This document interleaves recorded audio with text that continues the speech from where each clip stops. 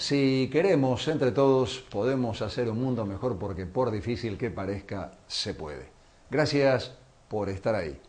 Hoy tenemos para ustedes la segunda parte de la extensa entrevista que hicimos a Gianni Vattimo, que es uno de los principales autores del postmodernismo y considerado el filósofo del pensamiento débil. Gianni Vattimo estudió filosofía en la Universidad de Turín y posteriormente en la de Heidelberg. Discípulo de Hans-Georg Gadamer, es seguidor de la corriente hermenéutica en filosofía. Autor de amplia bibliografía, entre sus libros se destacan Las aventuras de la diferencia, El pensamiento débil, El fin de la modernidad, La sociedad transparente, Ética de la interpretación, Creer que se cree, Diálogos con Nietzsche y Nihilismo y emancipación. Lo entrevistamos cuando estuvo en Rosario recientemente, vino a dar una charla en el Museo Castañino como parte de los festejos del 10º centenario de la creación del Macro, también dio varias charlas en Buenos Aires. Extensa entrevista, segunda parte, que van a ver ustedes en el cuento de la buena pipa en pintura inmediatamente, después de los auspiciantes, con el deseo de siempre. De aquel lado, esténse bien. Las siguientes firmas auspician el cuento de la buena pipa en pintura. Artística New Plenty, distribuidora mayorista para artistas y artesanos. Laboratorio Civic, 3 centros de atención a pacientes. Presidente Roca 746, Oroño 33, Ceballos 249. Mucho más que el resultado de un análisis. Ambrosio Gatti. San Cristóbal Seguros, tu compañía. Delfín, telas de tapicería, cortinería, toldos. Centre Catalá, 112 años con la cultura de Rosario. Calidad académica y compromiso social. Instituto Universitario del Gran Rosario, promoviendo una cultura universitaria inclusiva. La Segunda Seguros Generales, siempre junto a la comunidad, apoyando las manifestaciones culturales. Interfaz, soluciones gráficas, diseño e impresiones en pequeño y gran formato. España 1666, casi esquina Pellegrini. Teléfono 425-6385. Fonoaudiología, autoemisiones acústicas. CIR, Consultorios Integrados, Rosario.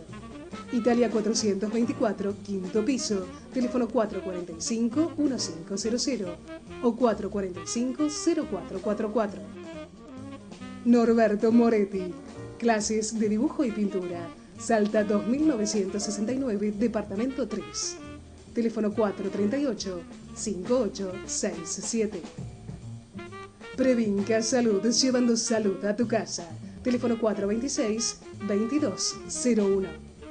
Respecto al ser, el ser no es, ocurre, que significa muchísimo. Por ejemplo, lo que llamamos ser es bastante un cúmulo, un acumularse de producciones de éxito que devienen clásicos. ¿Cómo deviene una obra clásica? Obviamente Aristóteles había intentado de escribir las reglas para hacer una buena tragedia clásica, pero ¿cómo le escribía estas reglas? Mirando a las tragedias de suceso, de éxito en este momento, que era Sófocles. Copiava la estructura dell'Edipo sofocleo.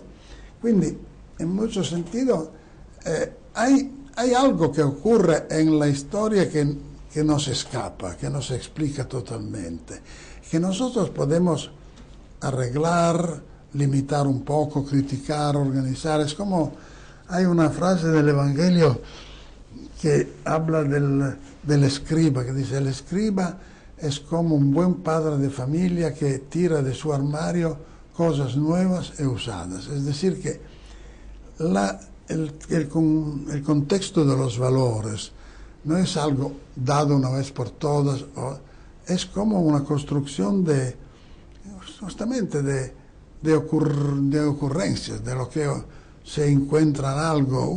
Un gran pianista, por ejemplo, imaginamos un Dante Alighieri que escribe la Divina Comedia, pero que la escribe sobre un papel que se se quema.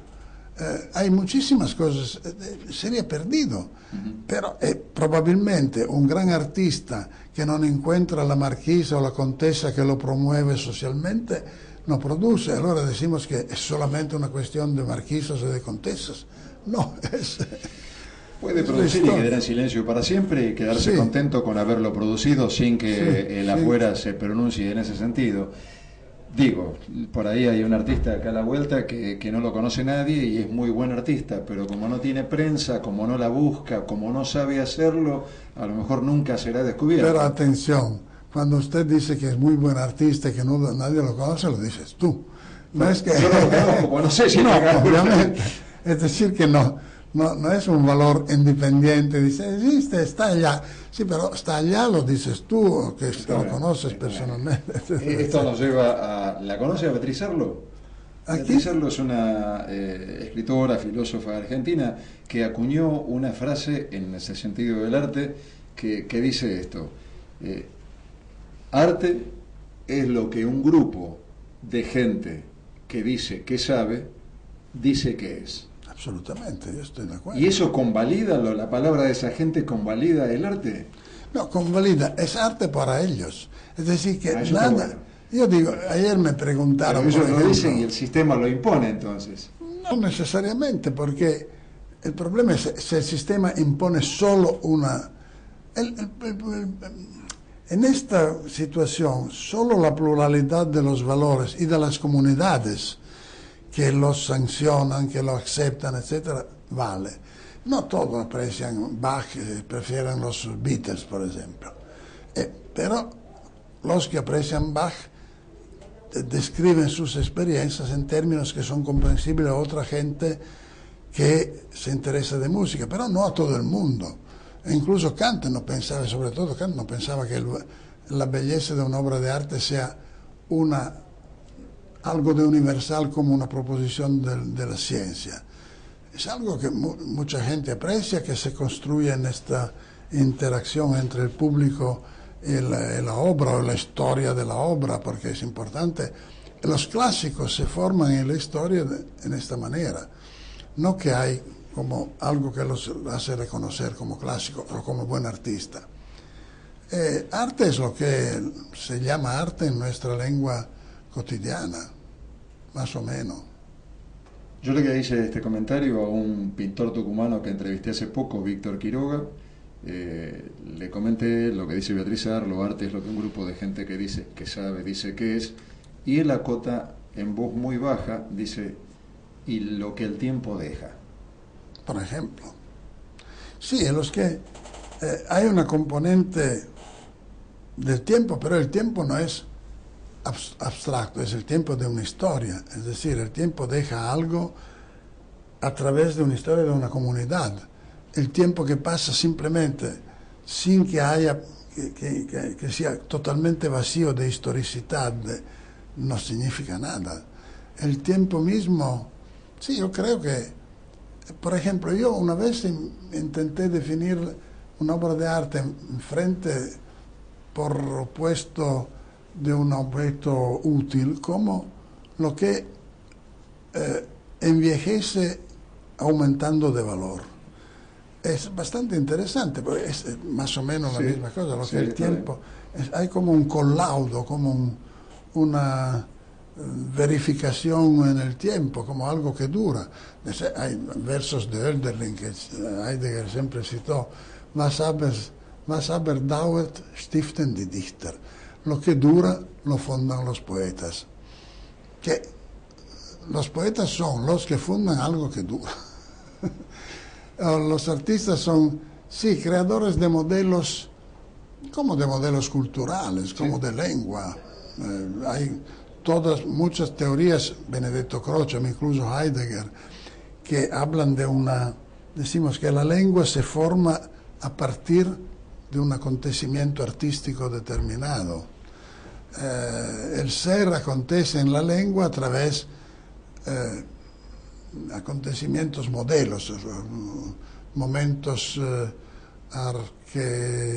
arquetípicos que fundan. Por ejemplo, Heidegger siempre pensó la relación bastante del arte con la cultura del mundo como la de la Biblia con la tradición cristiana, es decir, hay como los italianos siempre dicono che la lingua italiana è stata creata por Dante Alighieri, es decir, que se formuló de manera ejemplar en un producto que devino. Todo esto sí, implica muchísimas relaciones. Los que molesta un poco en algunas preguntas que tú has hecho, lo que molesta a los conocedores, los que se interesan, es que no haya un criterio definido. Decir, y el hombre busca verdades. Sí, obviamente. El hombre busca verdades. La duda o la incertidumbre medio como lo que lo deja en el vacío. Sí. En lo personal yo me crié y crecí, Bátimo, no sé si me lo enseñaron en forma directa o no, pero yo me crié en el sentido de la coherencia. Yo respeto mucho la coherencia, respeto la coherencia de la gente que piensa distinto de mí, con la que no estoy de acuerdo, que puedo llegar a detestar inclusive, pero respeto la coherencia. Y la coherencia en este momento no parece ser un valor. No, decimos que la coherencia es reconocibilidad, es decir, que tú sabes con quién hablas o de qué hablas. Pero esto no necesariamente tiene que ser la eternidad.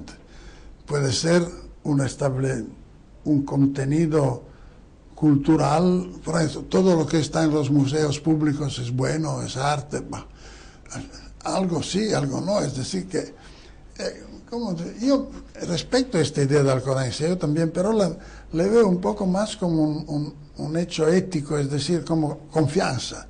Puedo confiar en alguien porque no cambia idea, no me traiciona, no dice mentiras, etc. Esto sí. Esto sería el único valor del ser que dura.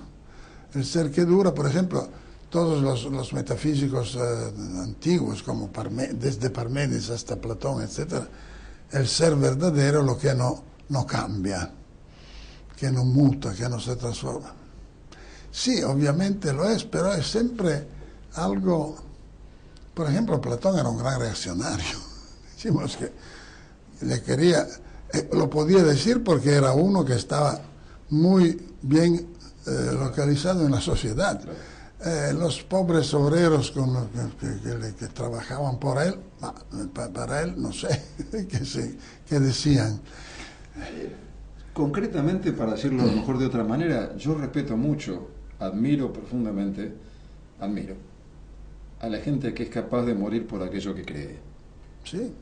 Y en cambio no respeto a la gente que cambia de opinión de acuerdo a cómo calienta el sol, que se va cambiando de vereda. Te comprendo. Sí, no, maestro, yo también tengo este principio. No sé, no sabría cómo justificarlo totalmente, sino con razones más lógicas porque en tanto es más cómodo que alguien no cambie demasiado opinión, porque si no te escapa. Seguro, y tal vez incluye la confianza incluye también siempre algo de disciplinar. Es decir, el jefe del Estado me hace confianza porque me nombró ministro de eso. Bueno, sí, decimos que es como en nuestra vida cotidiana hay valores que nos parecen bastante definitivos, pero porque son útiles al funcionamiento de la vida cotidiana, como la coherencia, etcétera, etcétera. En momentos excepcionales, tomo por ejemplo el ejemplo de Abraham, al cual Dios impone de sacrificar. Hay como momentos. Sacrificio de su hijo. Sí.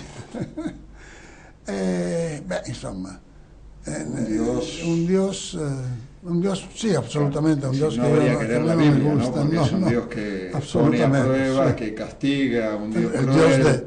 El Dios de Job, por ejemplo, me parece absolutamente una novela, porque hay un film muy interesante, muy teológico, que en italiano se llamaba Una silla para dos, que eran dos hermanos, dueños de una gran industria de pancetta, de bacon, que hacen una apuesta diciendo, tú sabes que todo depende de las condiciones sociales para que uno sea un hombre digno o no. Empiezan esta apuesta y hacen perder todo lo que tenía a uno que era el director de sus industrias, etc. Eso sustituyen con un pueblo negro que pasa para allá.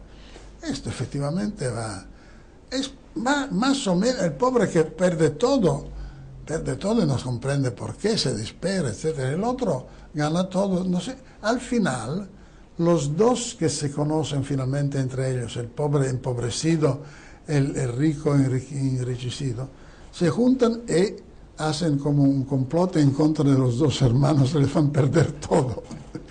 ¿Cuál es el misterio mayor? ¿La vida o la muerte?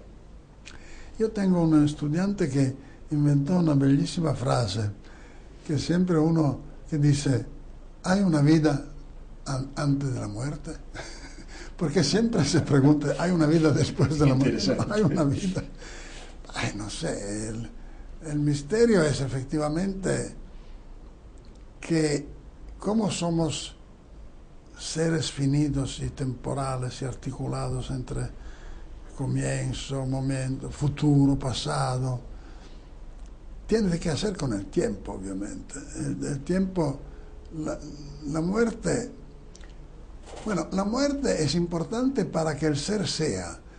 Yo te recuerdo una frase de Heidegger que siempre parece solamente una frase retórica, es decir, la muerte es el cofre del ser, der Schrein des Seins, das Schrein, insomma, el cofre, la casa fuerte del ser. Porque efectivamente, como el ser no es algo que es dado una vez por todas, pero por ejemplo es el cumularse de acontecimientos interpretativos, de obras de arte, de clásicos. El ser es algo que crece y obviamente para crecer necesita nuevas generaciones, más o menos. Yo como filósofo puedo cambiar mi opinión siendo incoherente 10 veces, pero al final... Son dos cosas distintas. Sí, Cambiar de opinión y ser incoherente son dos cosas distintas. No lo comprendo. Sí. No, para decir que hay como una conexión entre lo que uno se puede pensar que es el ser, que es como el crecimiento de un conjunto de valores que duran, que se permanecen, etc., con el hecho que hay una mortalidad, porque si no, efectivamente, uno puede enamorarse profundamente, pero de un ser eterno, siempre, por favor, los divorcios están allá para mostrar que no es absolutamente el caso. Es decir, que hay como el misterio es este conjunto de mortalidad biológica y creatividad cultural, decimos, artística, invención de formas de vida. Esto es misterioso, no es porque un misterio no es algo del cual uno quiere encontrar la respuesta. El misterio no es una pregunta, ¿qué es esto? Por ejemplo, la famosa pregunta metafísica, ¿por qué en general el ser en lugar que la nada? ¿Por qué el ser y no la nada? Es una pregunta, pero es una pregunta que supone una respuesta. ¿Cómo sería? Te explico por qué. Absolutamente no. Estos son los misterios que es como algo que es como un nutrimento del espíritu, como una manera de buscar siempre. La búsqueda es fundamental, pero no porque finalmente llega y se acaba. No tiene sentido esto. Quindi penso che il misterio sia soprattutto el hecho que es la finitud. Somos seres finitos que tienen como la idea del infinito. No se olvide que esto era la manera en la cual Descartes probaba la existencia de Dios. Es decir, que yo dudo, tengo dudas, dunque existo, pero existo como uno que tiene dudas, como uno imperfecto, porque podría no tener dudas y ser perfecto. Dunque tengo en mi cabeza la idea del infinito, del perfecto, pero como soy imperfecto no puedo haberla generada yo. quindi viene de algún altro, de un ser infinito. Obviamente es lo que se llamaba la prueba ontológica de la existencia de Dios. Dios no puede no existir porque la definición incluye su existencia. Si Dios es el ser perfectísimo, etcétera, etcétera, no puede faltar de existencia. El misterio es la posibilidad, por ejemplo, de hablar con otros, de comunicarse con el otro ser humano.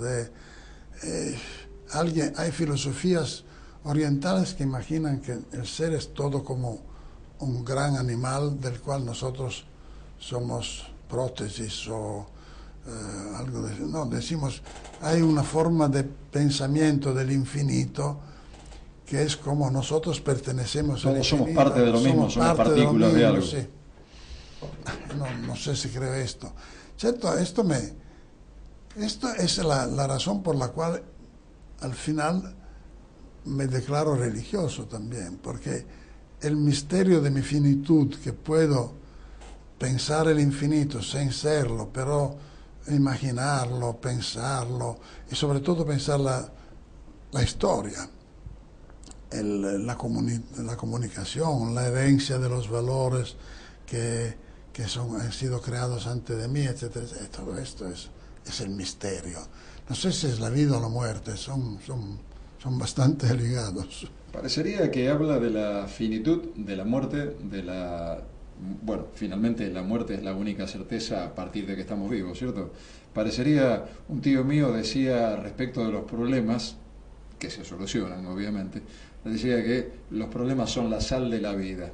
De la forma que lo plantea usted, vendría a ser como que la muerte es la sal de la vida. Y sí, absolutamente, sí, porque efectivamente nuestra finitud es incluso la madre de la cultura misma. Hay un antropólogo alemán que es muy sospechoso porque ha sido un poco nazista, como Arnold Gehlen, que habla del hombre como de un animal inacumplido. Es decir, los animales nacen siempre ya con todas las especializaciones que necesitan para no morirse, para sobrevivir, para tomar lo que no hace mal a ellos, etcétera, etcétera. El hombre, si no desarrolla una cultura, si no se da reglas, experiencias, etcétera, se muere. El niño necesita inmediatamente de algo otro. Un gato, más o menos, después de los primeros días sobrevive. Un niño no. Sí. Gehlen intentó probarlo incluso biológicamente, mostrando, o algún otro intentó hacerlo, mostrando que hay como un desarrollo, como si el cerebro de un chimpancé falta de un pequeño, el cerebro del niño falta todavía de algo. ¿Sí? No sé. Él afirma eso. Es decir, él afirma que el hombre es un animal inacumplido. Quindi que necesita... Inacumplido, a ver si lo entiendo. Inacumplido, un animal inacabado. Inacabado. Sí, que no es terminado. No está terminado. No tiene todo lo que necesita para sobrevivir. Esto es la fuente de la cultura. Una vez más, si no éramos mortales, probablemente no tendríamos ni siquiera afectos, por ejemplo. Cuando digo enamorarse de una entidad inmortal, el afecto incluye un sentido hay siempre como un sentido de nostalgia en las canciones de amor. Siempre es algo, no es simplemente que hacemos el amor, Hay siempre un poco de sentido justamente del recuerdo de la finitud, del hecho que todo está... El humano tiene límites. Está bien, que nada es para siempre. Que nada es para siempre. Que nada es absoluto y que nada es para siempre. Es Por eso decimos esto que la felicidad no existe, sino que son momentos, ¿no? Son momentos. Nur zu Zeiten erträgt göttliche Fülle der Mensch, Traum von ihnen ist Traum das Leben. Traducción. Por favor. Por favor. Solo por momentos el hombre hace experiencia de plenitud de vida y después la vida es solamente sueño de estos momentos. Es decir, que es una manera que me golpea muchísimo de ver la historia. Es decir, no hay una continuidad que sigue, etcétera, pero hay momentos creativos de las civilizaciones y después momentos en los cuales uno se trata de reproducir las condiciones ideales en la felicidad. Acontece solo para momentos. ¿Y le tiene miedo a esa finitud? ¿Lo asusta la idea de la muerte? No, esto efectivamente no, porque no sé, yo no sé si creo a la vida después de la muerte, pero creo que creo, es decir, que si hay algo después de la muerte, no puede ser muy malo, porque todo esto tiene siempre que hacer con una visión religiosa, porque un Dios que goza de mi sufrimiento eterno en el infierno no es Dios, no existe, no, absolutamente no tengo, pero ovviamente si existiera sería un gran problema, ma afortunadamente creo que no existe. En el infierno no cree, ahí está seguro de que no. En el infierno no lo creo. Purgatorio tal vez, yo no. No, es decir que pienso que no, había Kereni, que era un gran antropólogo suizo, Carol Kereni, que ha tenido también una correspondencia con Thomas Mann sobre el mito, etcétera, etcétera, que decía, me contaba su mujer que había conocido, que decía, bueno, yo cuando vino al mundo no sabía que era tanto interesante. Puede ser que ahora cuando me voy al otro, descubro que hay muchísimas cosas. No lo sé. Sí, el problema es obviamente si hay fundamento biológico en la sobrevivencia del alma, por ejemplo, porque uno te dice, ma tú imagina sobrevivir después que tu cuerpo se no lo sé, efectivamente nadie me explicó, obviamente nadie se volví para contar, pero esto no significa que no exista en alguna parte. Había astrónomo de Cornell University que se llama Carl Sagan, que escribió el libro sobre los encuentros, etc. Él tenía esta idea que como hay muchísimos cuerpos en el universo astrales, uno sobrevive en un otro planeta, que lo sa, esto me parece fantasía, science fiction, pero efectivamente puedo incluso aceptar que hay una sobrevivencia que es la sobrevivencia de las obras culturales, de lo que, por ejemplo, yo siempre he pensado, yo tenía una tía que nunca se casó, que ha sido siempre una pobre obrera, marginal, y yo cuando pienso a mi tía pienso que ella tiene más derecho a la sobrevivencia que yo, porque yo finalmente dejo libros, cosas, he tenido, que lo van a sobrevivir. Un poco. Pero ella tendría que sobrevivir en alguna manera porque no ha tenido una vida antes de la muerte, quindi quizá que puede tenerlo.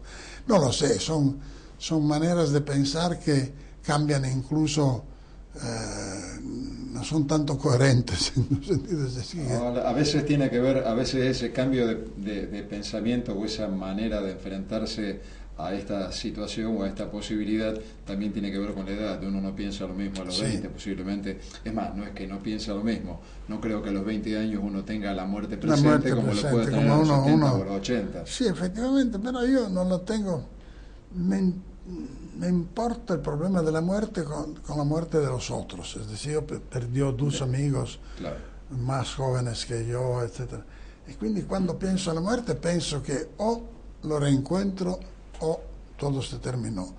En todo caso, la muerte parece una manera de cumplir algo. Es decir, por ejemplo, cuando yo pienso en mis amigos muertos, pienso que están seguros. Es decir, que no hay nada más y no pueden sufrir. Como quiera que sea, están bien. Sí. Si hay otra vida, están bien, y si se terminó, también. Sí, es decir que yo no pienso así. Claro. El problema sería, Bátimo, hablando de la supervivencia del alma, de que podamos tener otra vida o de no saberlo, el problema sería que jamás vamos a resolver ese misterio. Porque cuando nos morimos, supongamos que estamos conscientes. Bueno, ahora me voy a morir y ahora voy a saber si existe una vida después de la vida. Sí, pero y si no existe, me morí y se acabó. Y como me morí y se acabó, nunca lo habré sabido. Sí, pero por ejemplo, si se acabó, Sì, ovviamente, esto Nunca lo supe. el misterio, nunca lo supe, pero básicamente como no había el sujeto que podía conocerlo, porque el sujeto se acabó. No es ni siquiera un conocimiento que me es negado, porque no soy más. Si soy, no soy, etc.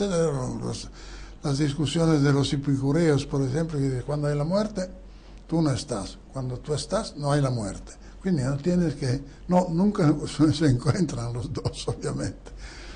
Yo sí creo que en este momento, yo creo, por ejemplo, en una forma de eternidad que sean los momentos de felicidad de acá. Es que no sé si hay algo que dura siempre después de que soy muerto. Sí, por ejemplo, hay todo un problema. Una vez empecé a colectar los cabellos de mis amigos muertos que estaban en los sombreros, por ejemplo, porque pensaba, ¿cuándo se puede reconstruir el individuo saliendo del ADN, que está incluso, yo lo tengo, nunca se sabe? Por ejemplo, esto sería una experiencia nueva de la humanidad. Sin duda. Sin duda. ¿Qué lee Gianni Vattimo? ¿Qué lectura le interesa? ¿Una lectura de lo mismo que produce, filosofía, ensayos, o lee novelas? No, yo leo sobre todo cuentos, novelas policíacas, me gustan muchísimo, porque son las solas que me mantienen despertado, porque los otros me aduermen. No, obviamente, libros de trabajo me interesan porque son los que me despiertan, efectivamente, yo tomo notas, etcétera, quindi no me aduermo cuando leo un tratado de filosofía de alguien. Pero siempre, sí, hay como un momento de la lectura de relax que me interesa. Ahora, cuando era adolescente, leía más novelas clásicas, Thomas Mann, Musil, etc. Ahora soy un poco más escéptico, pero quizá incluso por esta razón de la dormirme. Me gusta un tipo de novelas bastante populares, pero no completamente vulgares, algo que hay como escrito, como por ejemplo una novela como la de Eco, El nombre de la rosa, es algo que ha tenido un gran éxito. ¿Por qué? Porque une el policíaco con la ilusión de estar en un mundo. Esto me parece interesante. Ahora sobre todo fue un gran lector de science fiction. Tenía todas las novelas de Urania, del todo. No sé. Sí, los clásicos me interesan mucho, pero siempre, por ejemplo, sí, yo había leído muy poco Dostoyevsky hasta un cierto punto, porque me confundían los nombres. Iván Ivanovich, Iván... un aparte 500 cachondeo, personajes sí, de la novela. Claro. Pero ahora empecé a leerlo más, me doy cuenta que como Dostoyevsky era un gran monstruo sagrado de mi maestro, de Parison. Él siempre hacía incluso cursos de filosofía moral sobre Dostoyevsky, discutiendo. Yo siempre lo he considerado como algo que me escapaba, porque me parecía demasiado dramático, como lo interpretaba Parison, era como un gran novela existencialista de problemas, del mal, como Kierkegaard, por ejemplo, pero no es un neolista.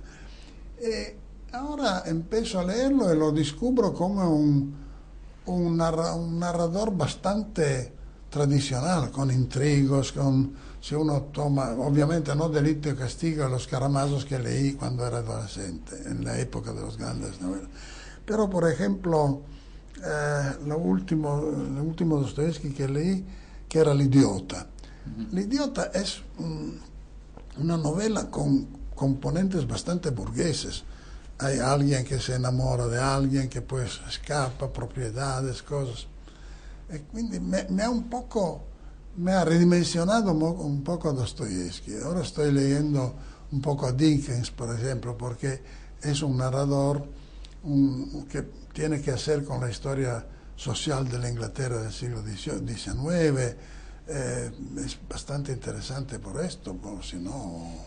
Lo interesante que lo menciona, por ejemplo, bueno, Dickens también, pero Dostoyevsky especialmente, y podemos hablar de Shakespeare, Gente que, además los griegos, los filósofos tradicionales, lo anticiparon todo. Yo a veces pienso que todo está visto, escuchado, escrito, porque lo que cambió en nosotros básicamente ha sido la parte tecnológica, sí, la indumentaria, pero el hombre básicamente no ha cambiado mucho, que digamos, ¿no? Hay una más grande continuidad.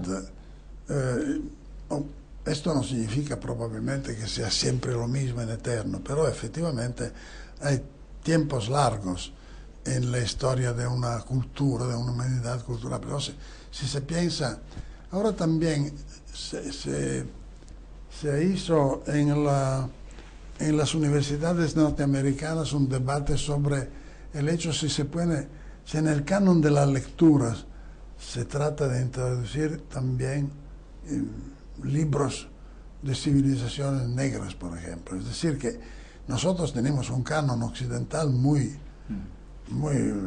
rico, pero absolutamente limitado, es decir, sí, que no se lee. Decir que hay una Weltliteratur, hay una literatura mundial que sobrepasa los límites de las culturas singulares. Esta misma idea me parece extraña. Yo, por ejemplo, no conozco muchísimo, no conozco romanes chinos, novelas chinas. Sí, sé que existen, pero pienso siempre que son aburridos, no lo leo. Tendría que intentar, obviamente. Y lo que pasa precisamente es que hemos sido criados en una cultura occidental, y entonces todo aquello que no es occidental nos cuesta un poquito más. Si debiera elegir una película, un libro, un compositor, bien arbitrario, esto es imposible, pero bueno, bien arbitrario y absoluto, digamos, ¿qué libro escogería como esencial en su vida? ¿Qué cineasta?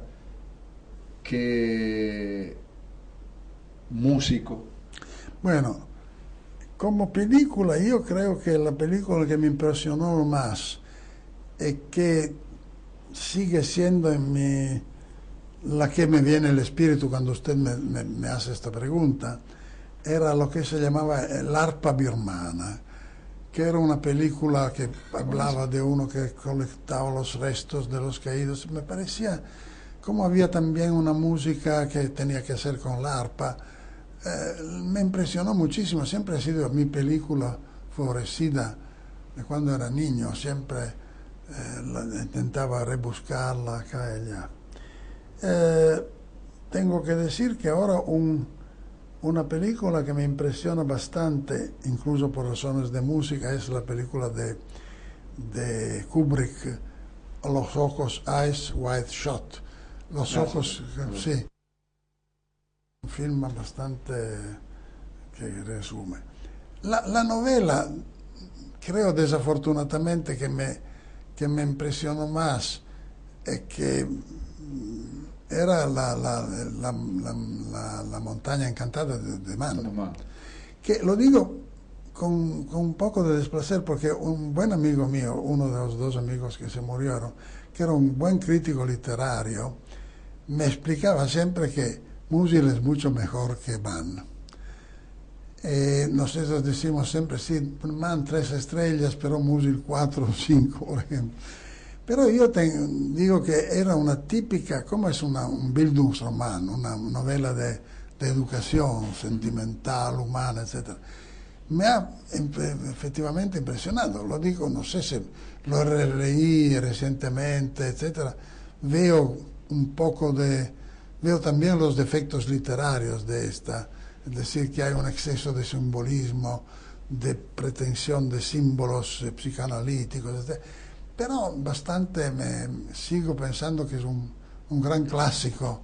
Sobre todo incluso Lukács pensaba que Mann era el gran novelista burgués, crítico, etc. Esto me interesa.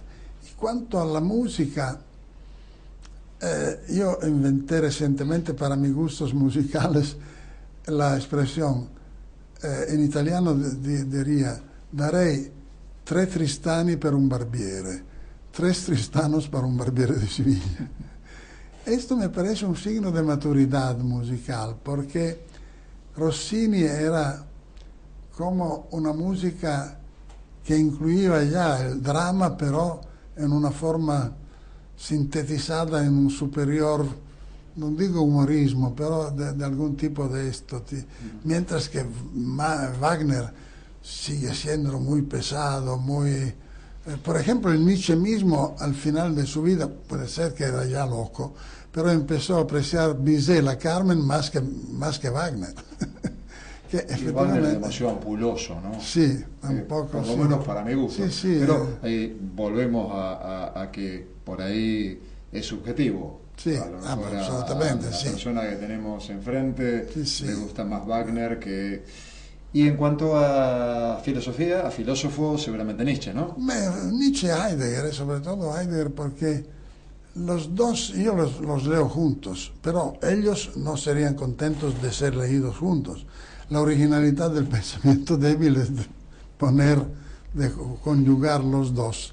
Y bueno, sí, decimos que otros filósofos muy determinantes en mi vida recientemente no existen.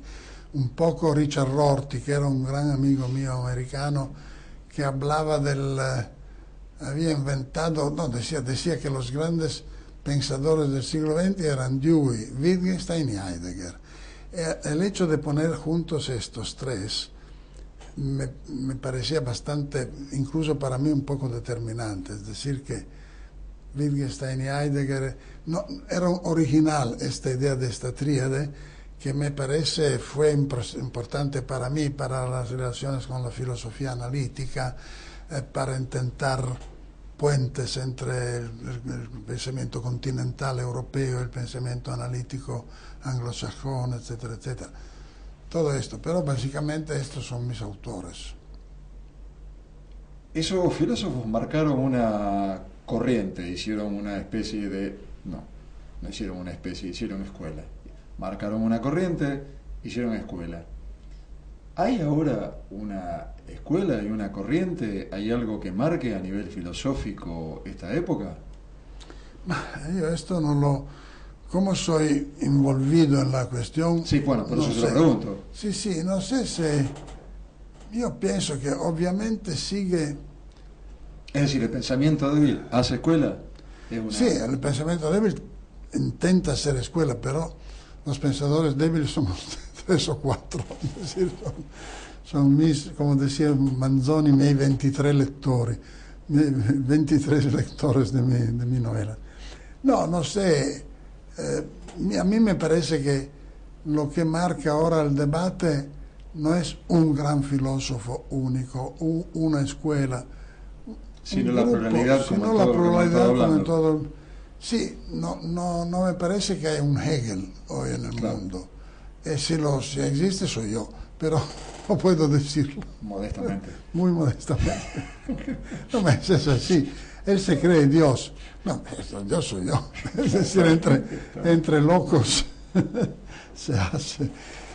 Sí, creo que la apuesta hoy que es entre una filosofía proyectual que se envuelve también en política, etcétera, es una filosofía científico-descriptiva que es prevalente en el mundo anglosaxón, en las universidades americanas, que se imagina ser una ciencia rigurosa, porque absolutamente, como decía ya Husserl, la filosofía como ciencia rigurosa es un sueño soñado, acabado.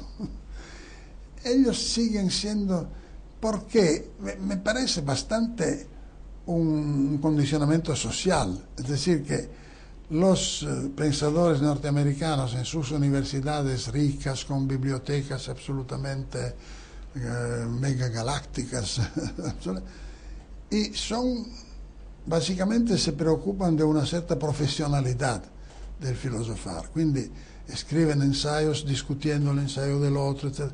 Pero no tienen una propuesta de Weltanschauung, de visión del mundo, que obviamente para ellos es algo absurdo, que no se puede discutir racionalmente, etc. En la filosofía continental es la que yo practico, que es más intenta a la crítica del tiempo, menos descriptiva, porque no se piensa, yo no pienso que la filosofía describe algo, propone, imagina y proyecta. Los otros piensan que se trata de describir rigurosamente, con reglas, etcétera, etcétera. A mí me parece que estos últimos, como son americanos, son incluso capitalistas, son malos políticamente, pero lo digo con todo el respeto. Los otros aquí son más fantasiosos, son más ligados a la tradición religiosa, etcétera, etcétera. Son más interesantes, obviamente. Rorty había inventato l'idea che una filosofia è come una gran novela, e quindi che nos gusta, però finalmente él mismo tenía la sospecha que no era solo una novela, es decir, que estaba bastante con el pensamiento débil. Pero sí, por ejemplo, el pensamiento débil es una filosofía más crítica que constructiva, es decir, ¿qué propone el pensamiento débil? No terminemos sin aclararlo. Sí. ¿Lo puede explicar para que todos puedan lo sepan? ¿Eh? Sí, porque yo pienso que, decimos, habiendo leído la tradición continental, digo sobre todo Nietzsche, Heidegger, etc., me doy cuenta que identificar el ser con lo que es, el título de un gran libro de un gran filósofo norteamericano, porca miseria, que empieza con Q, pero me lo recuerdo muy bien, que es intitulado On What There Is, sobre lo que hay. Que yo pienso justamente, digo, me defino per opposición a este título, es decir, no lo que hay, sino lo que puede ser, lo que se puede proyectar. Me interesa saber cómo están las cosas ahora, no para que conocer cómo están las cosas me da la felicidad, sino porque como intento modificarlas me interesa saber cómo funciona todo esto. Pero esto implica un proyecto más de valor proyectual que de descripción objetiva. Esto es lo que para mí en este momento caracteriza el choque entre las filosofías. Es decir, de un lado una actitud más cientista, y más amistosa del mundo como es, del mundo tecnológico, etcétera, etcétera. Y del otro lado una filosofía un poco más audaz, tal vez un poco no loca, pero obviamente no como discurso totalmente racional. Es un discurso que implica una toma de conciencia de lo que nos compone como mitologías básicas. Yo, por ejemplo, pienso que mi religión cristiana es una mitología, pero no puedo ser sin la mitología, porque cuando se habla del Big Bang, por ejemplo, sí, se puede calcular lo que pasó en los primeros 23 segundos, pero antes no, es decir, que la origen o es mitológica o no es, no se puede imaginar incluso yo pienso a mí, soy religioso y pienso en un Dios que sea libertad, porque como tengo la experiencia de la libertad para mí, puedo pensar que mi libertad es o una máscara de algo necesario o es producida con una lógica de derivación necesaria de un principio necesario, una cosa a la Spinoza. No, tengo que imaginar que a la base hay un evento, algo que es básicamente libre, porque si no se explicara la libertad humana. Ovviamente tu dici, sì, libertà, però non sei libre. Sì, però incluso me siento libre y proyecto serlo, y no destruyo mis libertades reconociendo que no soy libre. Ok, tú estás bien. Esto sería una forma de filosofía descriptiva que toma las cosas como son, el mundo es en orden como es, soy yo que tengo que cambiarme. No, yo quiero cambiar el mundo, es un poco diferente.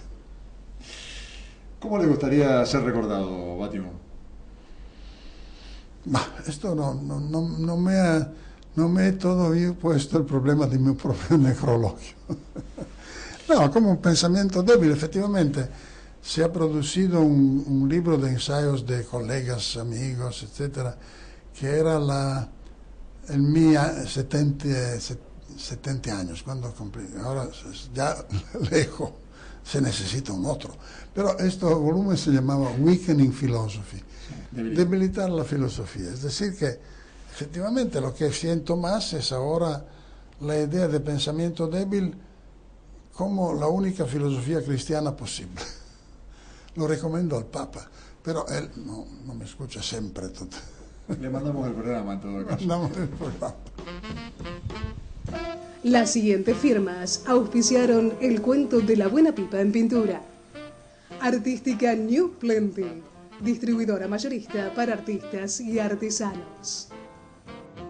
Laboratorio Civic, 3 centros de atención a pacientes. Presidente Roca 746. Oroño 33, Ceballos 249, mucho más que el resultado de un análisis. Ambrosio Gatti. San Cristóbal Seguros, tu compañía. Delfín, telas de tapicería, cortinería, toldos. Calidad académica y compromiso social. Instituto Universitario del Gran Rosario. Promoviendo una cultura universitaria inclusiva. La Segunda, Seguros Generales.